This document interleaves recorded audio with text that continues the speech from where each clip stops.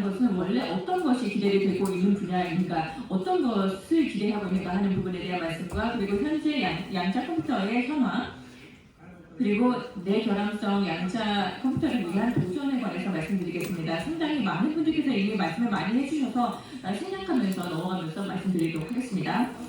먼저 양자 컴퓨터의 다양한 그 역사를 되돌아보시는 분들도 계셨는데요. 이거 리처드 파인만이 1981년쯤에 애초에 그 컴퓨터를 양자 역학을 바탕으로 구성된 컴퓨터를 만들면 어떠냐는 이야기가 나왔습니다. 그게 양자 컴퓨터에 대한 초기의 그 개념이었습니다.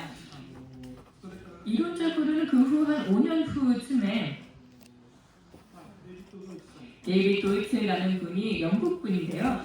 이 양자 컴퓨터를 먼저 일반적인 고전적인 컴퓨터 모델, 이론적인 모델은 튜링 머신이라는 게 있는데요. 이 튜링 머신의 양자 버전으로서 퀀텀 튜링 머신이라는 것을 고안했습니다. 거기서 더 나아가서 그 바로 후에 그 도이츠 자신이 고전적인 컴퓨터는 튜링 머신으로도 표현할 수 있지만 디지털 논리 회로로도 표현할 수 있기 때문에 우리는 그쪽에 더 익숙한 엔지니어로서 이를 바탕으로 양자회로 모델을 고안하게 되었습니다. 그래서 양자 컴퓨터라는 것이 제대로 정의가 되었는데요.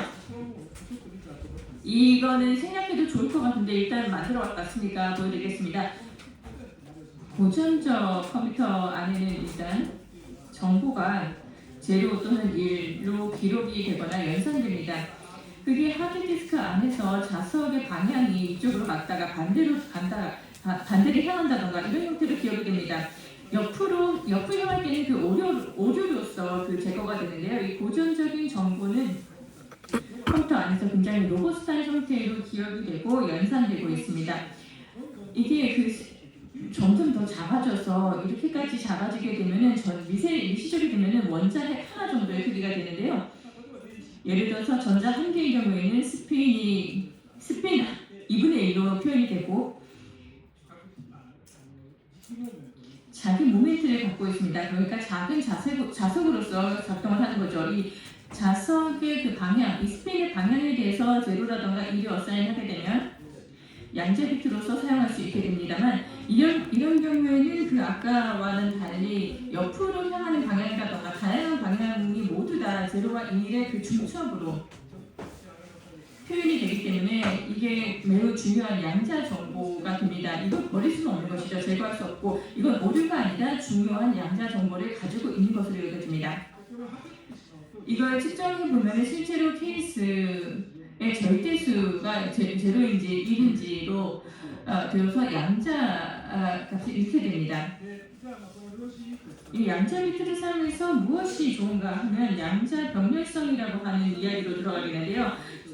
0과 1의 가능성을 양쪽 다 갖고 있게 됩니다. 1 양자 비트는 두 개면은 2비트의 수를 전부 중첩할 수 있습니다. n개 같은 경우는 n을 전부 중첩할 수 있기 때문에 모든 가능성을 동시에 계산할 수 있게 됩니다. 그렇지만 여기 확률 진폭이라고 하는 것이 기하급수적으로 희석이 됩니다. 비트수가 올라갈수록 실제로 성공 확률이 이만큼의 경우에는 고전적인 경우보다 더 빨라지지 않습니다.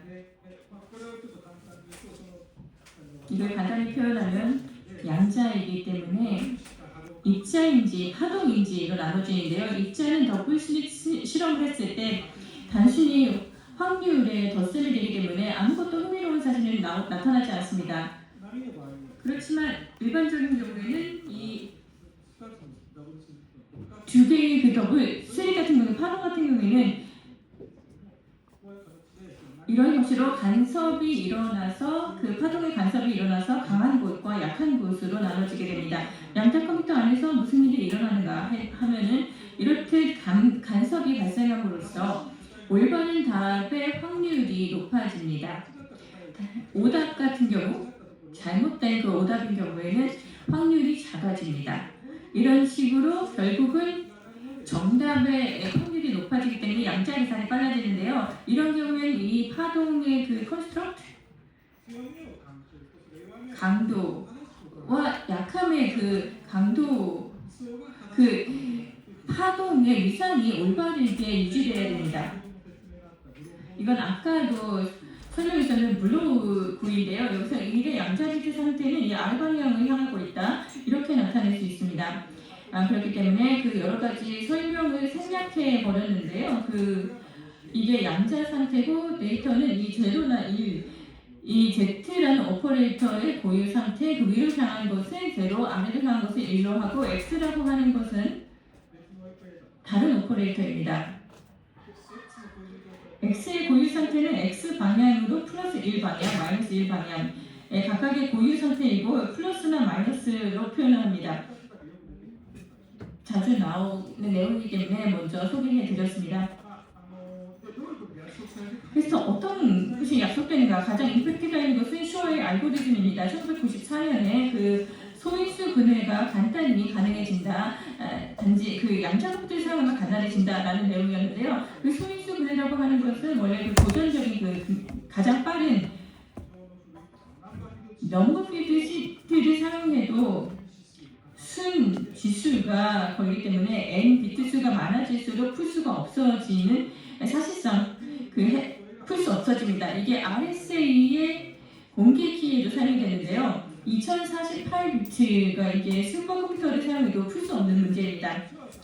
슈어의 알고리즘은 이러한 오늘은 자세한 설명을 생략하겠습분하만 이 상자는 양자 게이트 그리고 이것으로 하면 어느 정도 소요되는가 하면 n비트의 수를 소인수 분해하는데 3n 큐비트, 3n 양자 비트가 있다. 게이트 수는 n의 3승으로 약 간단히 말해서 2000비트 정도의 수를 인수분해하려고 하면은 6kilo 큐비트와 8기가 게이트가 필요합니다. 이게 가능해진다면은 사실 그 공개키 암호가 깨지게 됩니다. 그리고 또 한 가지 굉장히 유명한 그리고 10년 후 정도에 발견된 알고리즘입니다만 발명이라고 해야 할까요? 발견이라고 해야 될까요? 이게 사실상 슈어의 알고리즘이랑 거의 똑같습니다. 슈어의 알고리즘은 어떤 함수의 주기를 구하는 알고리즘이었습니다.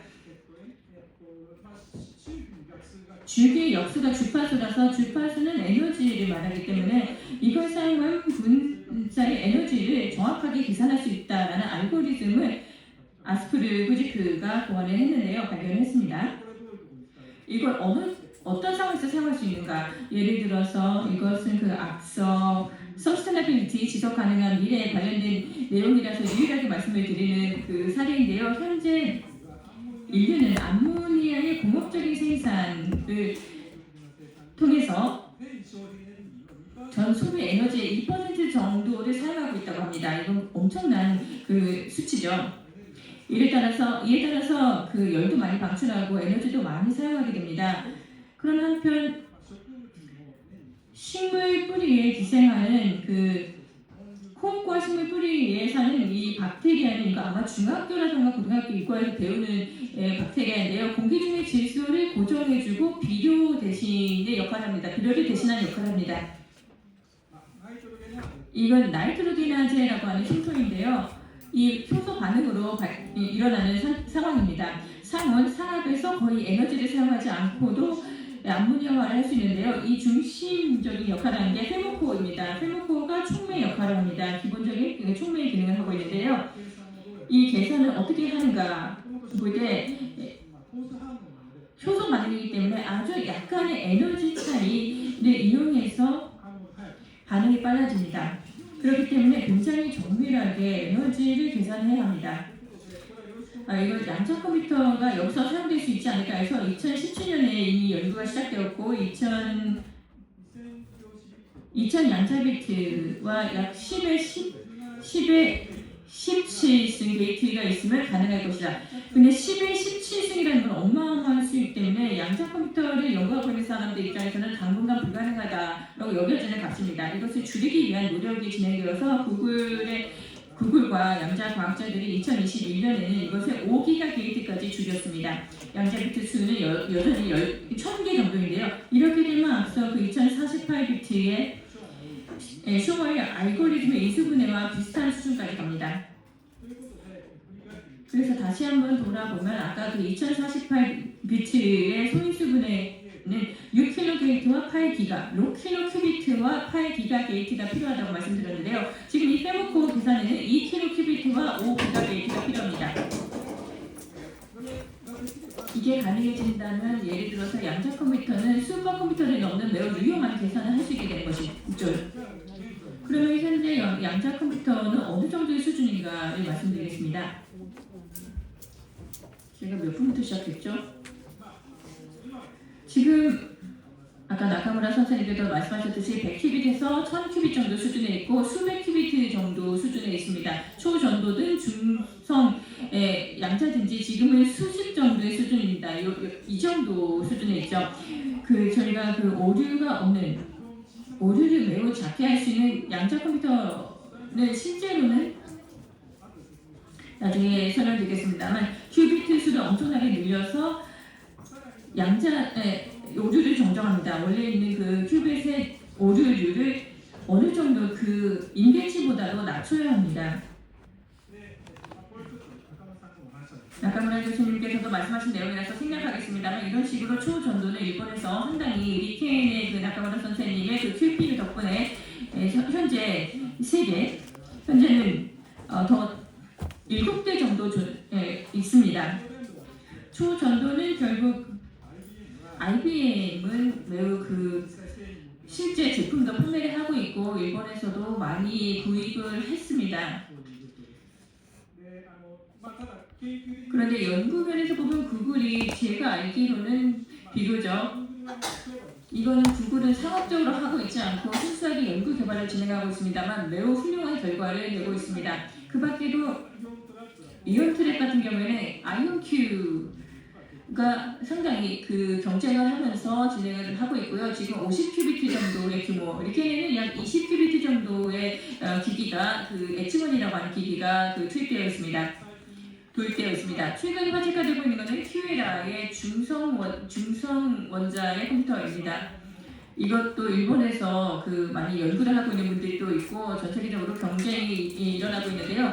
다양한 종류가 있지만 대략적으로 말씀드리자면 이런 식으로 양자 회로가 있고 양자 비트가 N개에 나열되어 있고 깊이는 이 방향으로 게이트가 여러 가지 있는 것으로 그리드 계단수를 나타내는데요. 게이트 수는 N 곱하기 D로 게이트 수를 G로 하자 했을 때 계산이 성공할 확률은 오류들의 한 개의 큐빗 하나의 게이트에 오류들이 필요했을 때 하나의 1-PG가 이게 성공 가능성이 있다. 모든 게이트가 성공해야 되기 때문에 이것의 G 제곱이 전체가 성공하는 확률입니다.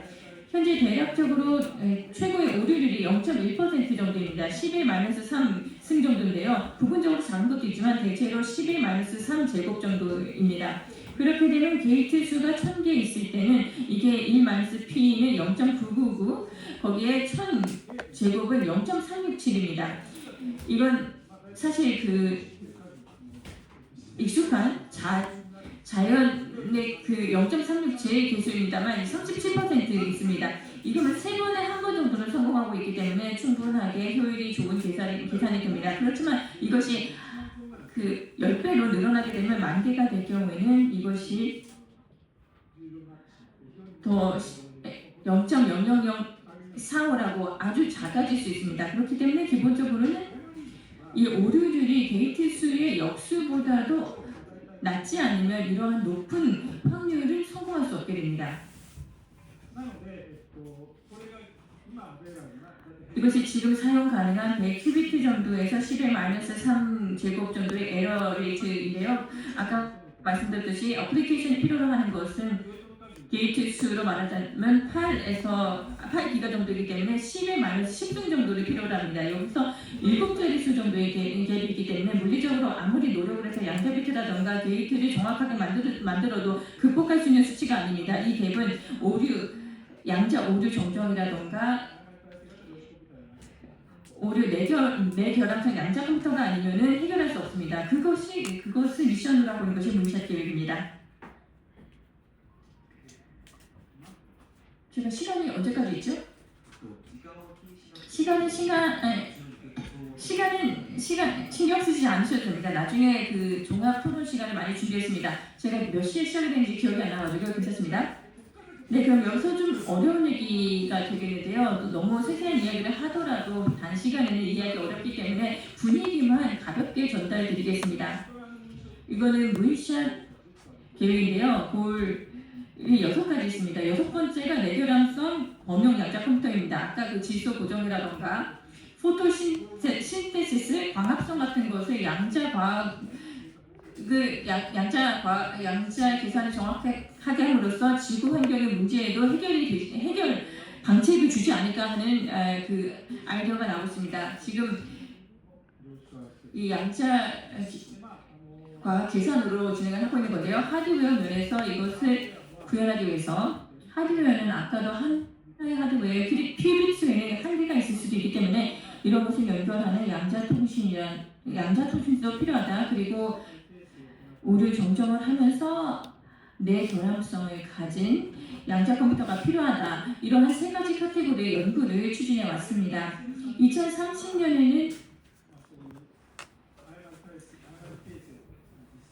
실제로 양자 오류 수정을 해서 유효성을 입증할 수 있는 규모의 양자 컴퓨터를 개발하고자 목표를 하고 있고요. 그리고 2050년에는 내결함성 범용 양자 컴퓨터를 실현하는 것을 목적으로 하고 있습니다만 2040년 단계에서는 슈퍼컴퓨터라던가 이렇게 그 계산이 가능한 형식으로 개발을 할 계획입니다. 지금까지 2020년부터 2025년까지 이러한 체제로 10명이 프로젝트를 진행해 왔습니다만 여기 참가하고 있는 것은 약 45개의 기관이 참가하고 있고요. 대학으로 말하자면 22개의 대학 그리고 8개의 국가 연구기관 그리고 15개의 기업이 참가해서 연구를 하고 있습니다. 연구자 수는 전체적으로 1000명 정도의 연구자가 참가하고 있습니다.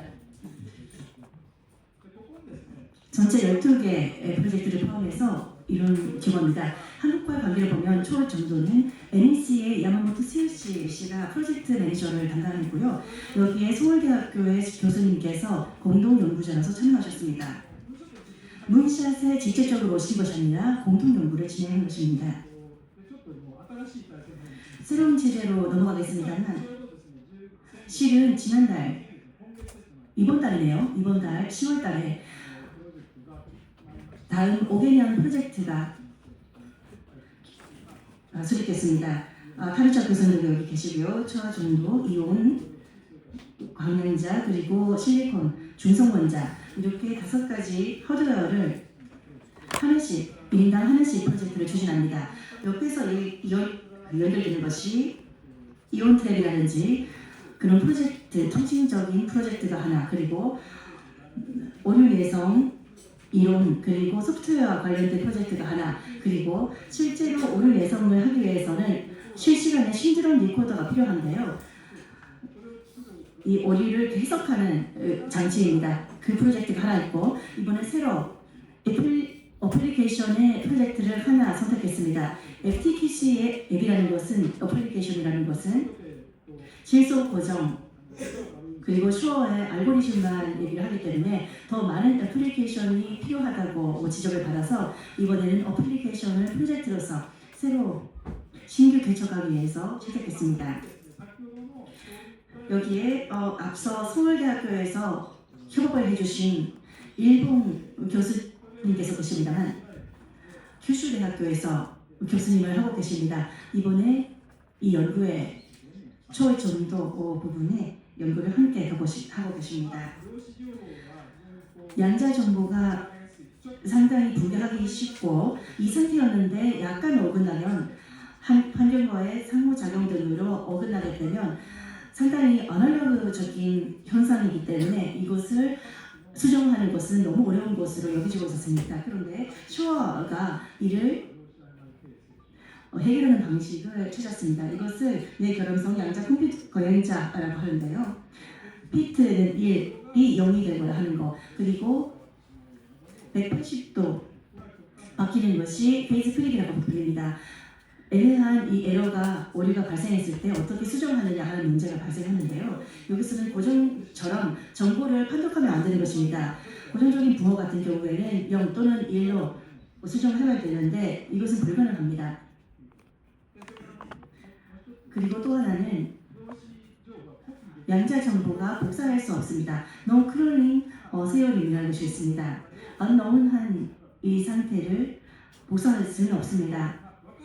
그런데 알고 있는 상태 0과 1은 복사할 수 있습니다. 0을 000 또는 1을 111로 할 수는 있습니다. 그렇기 때문에 상태를 1과 0을 000, 111로 만들어서 강화할 수 있을 것으로 예상을 했습니다. 원리를 쉽게만 말씀을 드리면은 이렇게 0과 1을 각각 000, 111로 변경했을 때, 예를 들어서 이렇게 나열된 000에 하나가 약간 어긋났을 때 에러가 발생합니다. 이때 어떻게 해야 되냐면 각각 판독하면 안 되기 때문에 옆에 있는 것끼리가 동일한 것인지 그 부분만 검사를 합니다. GGI라는 것은 1큐비트 그리고 2큐비트가 동일한지 질문을 하는 측정 방식입니다. IGG라는 것은 2큐비트 그리고 3큐비트가 동일한지 질문합니다. 동일하다는 것은 위 또는 아래가 일치하고 있는지 측정하는 방식인데요. 시드럼 측정이라는 이름이 있습니다. 이것을 통해서 결과적으로 플러스 1, 플러스 1, 플러스 1이라는 것은 이 두 가지가 동일할 때 나옵니다. 바로 옆에 있는 것들이 동일하다는 것을 나타냅니다. 이 경우에는 문제가 없다고 판단을 합니다. 그런데 마이너스 1이라는 것은 서로 옆에 있는 것들이 다른 경우가 마이너스 1이 됩니다. 여기와 여기가 다르고 여기와 여기가 또 다른 경우, 틀린 것이 중간에 있는 것이잖아요. 여기서 여기와 다르기 때문에 그렇게 되면 중간이 다르다고 판단을 합니다. 오류가 발생한 부분이 이렇게 판단이 되었기 때문에 원래대로 수정해주면 됩니다. 이것이 비트 플립 에러가 발생했을 때인데요. 양자인 경우에는 이소 플립 에러라고 할 수 있기 때문에 동일하게 옆으로 이렇게 보면 약간 옆으로 어긋났을 때 다시 수정을 할 수 있습니다. 이렇게 양쪽 모두 수정을 할 수 있는지, 양쪽 수정할 수 있는 신드롬 측정도 있습니다. 스틴의 7큐비트 코드라는 것이 있는데요. 이 고전적인 허밍고에 따라서 만들어진 것입니다. 어디에 페이즈 플립 에러가 있는지, 어디에 비트 플립 에러가 발생했는지 전체적으로 측정하고 수정할 수 있습니다.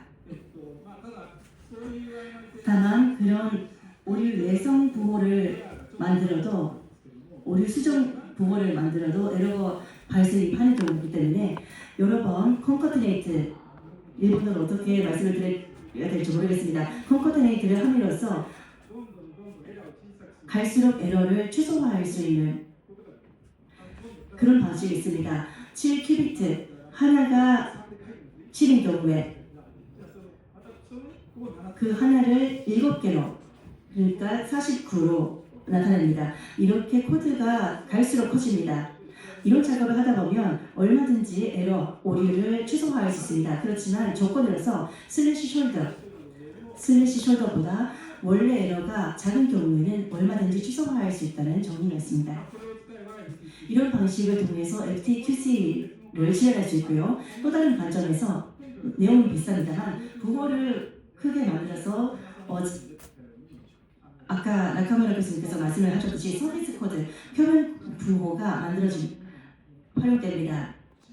이 신드롬 측정으로서는 이 네 가지 큐비트의 G가 비슷한지, 이것이 동일한지 질문을 합니다. 하나라도 잘못된 것이 있으면 마이너스 1이라는 결과가 나옵니다. 모두 동일하는 경우에는 플러스 1이라는 결과가 나옵니다. 이렇게 신드롬, 그러니까 잘못된 부분에 그 측정한 결과가 색깔로 이렇게 표시가 되는데요. 비트와 페이지에 대해서 이 신드롬에서 역으로 어디서 에러가 발생했는지 추정을 하고 어떤 부분을 수정해야 되는지를 파악합니다. 이렇게 해서 수정을 할 수 있습니다. 이것은 정말 잘 연구가 되어 있는 표면 부호라는 방식입니다. 앞서 나카무라 교수님께서 말씀하셨기 때문에 생략합니다만 구글은 최근에 실험은 아마 작년 여름쯤에 진행했을 겁니다. 그때 했던 연구를 통해서 97 큐비트를 활용해서 1 큐비트를 지키고 오류를 취소하였습니다. 실제로 국어를 활용해서 실제로 오류가 취소화된 첫 연구가 되었습니다. 실험이 되었습니다.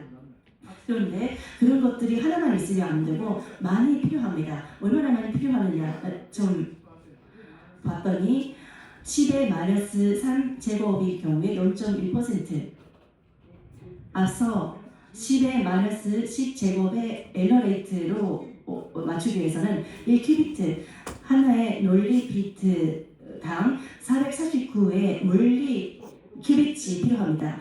원래 2000 논리 양자 비트 그리고 1이 물리 큐비트가 됩니다. 에러를 한 단계 좀 낮추면 좀 편해져서 1 논리 양자 비트가 97 물리 양자 비트로 해결이 됩니다. 그렇게 되면 이런 결과가 되는데요. 지금은 아직 100 정도이기 때문에 수를 많이 늘려야 됩니다.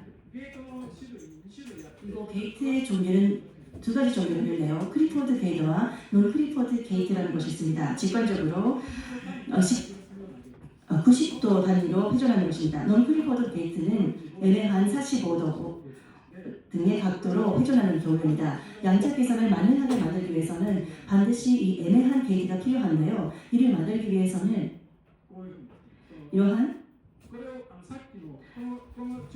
아까 애매한 게이트를 정확하게 만들 수 있는 방법은 아직까지 밝혀지지 않았습니다. 유일하게 있는 것은 정확한 상태인 매직 스테이트라는 것을 하나만 준비하면 됩니다. 다만 이 상태를 정확하게 만드는 것이 또 어려운 과제가 됩니다. 오차가 있는 상태를 15개 모여놓고 술의 산류와 마찬가지로 디스틸레이션을 하면 약간 나아집니다. 이런 작업을 반복해서 함으로써 정확도를 높여갑니다.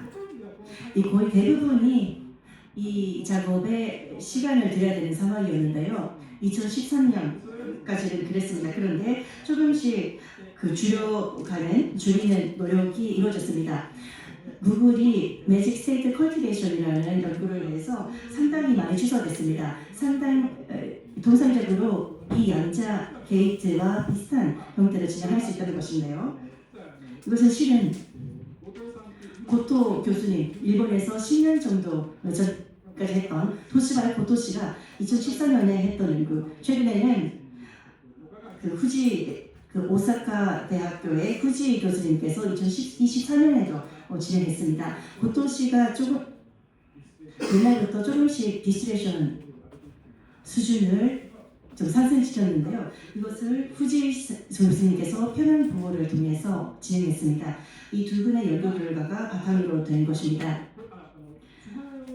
그리고 부호는 질문에 있었듯이 그리고 표면 보호보다 효율성이 좋은 것들이 있는데 그런 보호를 활용하기 위해서는 물리 큐비트를 변경해야 되고 또 디코드가 상당히 어려워집니다. 이런 문제들이 있기 때문에 이런 변경을 하게 되면 전체적으로 다 수정을 해야 됩니다. 물리 연자 비트를 1000배 또는 10,000배 정도로 만들어야 되고 그리고 오류를 줄여야 됩니다. 여전히 길기 때문에 문샷 여전히 좀 깁니다만 이번에 문샷 성과로서 일본에서는 알벡과 알벡 크라우드가 초전동 그룹으로서 일본의 국산으로서 이것을 만들었습니다. 지금 오사카 대학교에 있는데요. 지난 3월에 도입됐습니다. 순국산 FPGA 그리고 CPU가 그렇지는 않습니다만 기본적으로는 전체적으로 일본에서 만들어졌습니다. GPU는 일본 오사카 대학에서 만들지 않았기 때문에 나카무라 교수님의 GPU가 됩니다. 이것은 오사카 엑스포가 있었는데요. 이를 활용해서 시연을 보여드렸습니다. 시간 괜찮은가요? 마지막으로 한 가지만 보여드리겠습니다. 이화학 연구소도 좀 전시했습니다만 분해를 하는 버추얼 리얼리티에 대한 그 전시를 했습니다. 양자 컴퓨터 아트입니다. 오사카 대학교의 부스에서는 이것이 악어 박사라고 합니다. 양자 컴퓨터에 대해서 어린이 그리고 어른들에 대해서 가르쳐주는 그런 코너가 있었습니다. 여기서 수강한 후에 시간이 좀 많이 걸려서 죄송합니다. 실은 3분 동안 있는 3분간의 그 영상인데요. 이것이 마지막으로 양자 얽힘에 대해서 좀 가르쳤습니다. 이렇게 이후에 오사카 대학교에 있는 앞서 보여드린 문샷을 통해서 만든 양자 컴퓨터가 바로 이것인데요. 여기에 실제로 양자 회로를 직접 조합을 시켜서 잡을 이렇게 던질 수가 있습니다. 참여하신 모든 분들이 거의 모든 분들이 이를 함께 해주셨는데요. 빛나고 있는 것들은 통신으로 갑니다만 보이지 않기 때문에 가시화한 것입니다. ということで皆さんこれで情報を投げてもらって、 네, 잡을 이렇게 던져서 どうなったかっていうと、これがその 그 결과 잡의 카운터인데요. 엔터그리먼트 카운터라는 것이 있습니다. 2566 카운트. 일주일 동안 진행했던 행사였는데요. 몇만 명의 사람들이 이 양자 컴퓨터를 사용했다는 뜻입니다. 항상 이런 식으로 사람들로 붐볐고 이틀 동안 저 또한 안내 등을 했습니다. でもう時間ないんですけど、 시간이 좀 없기 때문에 간략하게 오사카 대학교에 대해서 소개해드리겠습니다. 다양한 양자 분야에 대해서 연구를 하고 있고 80년 정도 전속은 전담하고 있는 것이 46년 정도 됐습니다. QLQB가 이렇게 이루어지고 있고요. 그리고 퀀텀 테크놀로지 이노베이션 QIH라고 해서 퀀텀 소프트웨어 리서치 허브를 오사카 대학교에서 진행하고 있습니다. 오사카 대학교는 30개 정도 기업과 그리고 해외의 마이크로소프트, 컨티니엄 등과 함께 협업을 하면서 교토대학교, 유학연구소, 카나자와 공업대학교 등등 40개 정도의 인스티튜트로 이런 협업을 진행하고 있습니다. 하드웨어를 통해서 하드웨어까지 시리즈하게 연구를 하고 있고 최근에는 양자 컴퓨터를 만드는 것이 상당히 곤란합니다. QPU만 있어도 안 되고 여기에 컨트롤러가 필요하고 다양한 소프트웨어를 많이 구비하지 않으면 실제로 사용할 수가 없습니다. 전체적으로 오픈 소프트웨어를 통해서 오사카 대학교 그리고 후지츠 등이 함께 만든 옥트버스를 우리가 공개하고 있습니다. QPU를 만들고 제어 장치 그리고 이 인터페이스 부분만 만들어 주시면은 기본적으로는 양자 컴퓨터의 클라우드가 있습니다. 네, 그리고 스터디를 진행하고 있고요. 매년 100일 정도 다양한 대학의 학생들과 기업분들과 함께 공부를 하고 있습니다. 그리고 스타트업, 소프트웨어와 하드웨어 그리고 마지막으로 이것이 처음에 유학연구소에 납품을 한 제어 장치를 모두 함께 조합을 조립하고 있는 모습입니다. 좀 길어졌네요. 죄송합니다. 이상입니다. 감사합니다.